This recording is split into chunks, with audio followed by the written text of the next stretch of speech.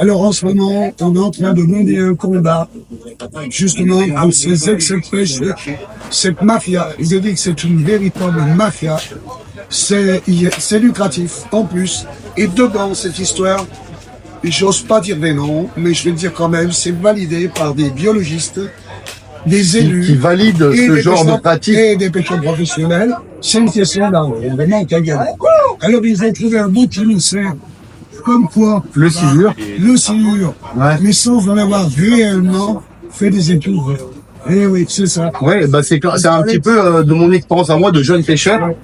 J'ai entendu beaucoup parler autour de moi. Le silure il est nuisible, le silure il mange tout. Et bah, quand on n'a pas de notion, on peut peut-être y croire. Et en fait, c'est des gens qui véhiculent ce genre de messages qui sont totalement faux finalement. Quand on connaît bien ce qu'on sait, on connaît ses organisations, on sait ce qu'ils mangent.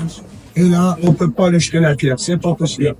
Donc aujourd'hui, le malheur c'est ça, c'est que ça gêne les pêcheurs professionnels parce qu'ils n'ont pas forcément un marché lucratif de silure.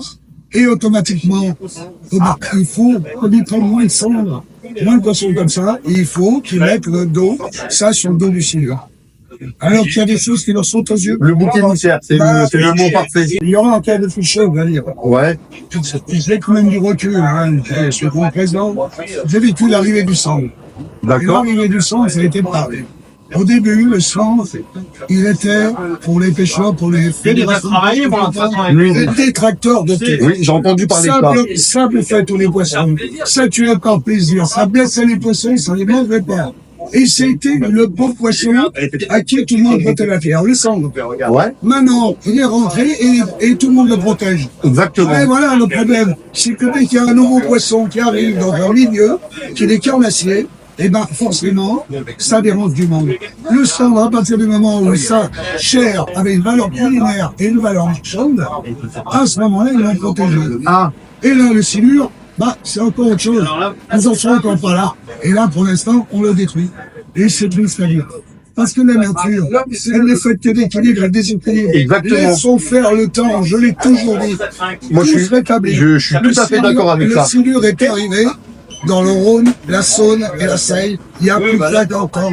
Aujourd'hui, ils sont là, ils se sont régulés, il y a un équilibre qui s'est constitué. Il y a toujours autant de brochets, il y a toujours autant de poissons, exactement. De tanges, de gardons, de tout. Exactement. Les gars qui pêchent beaucoup, ils font du poisson, malgré cette présence depuis longtemps du fond. Exactement. Et c'est comme ça, c'est dans la nature humaine.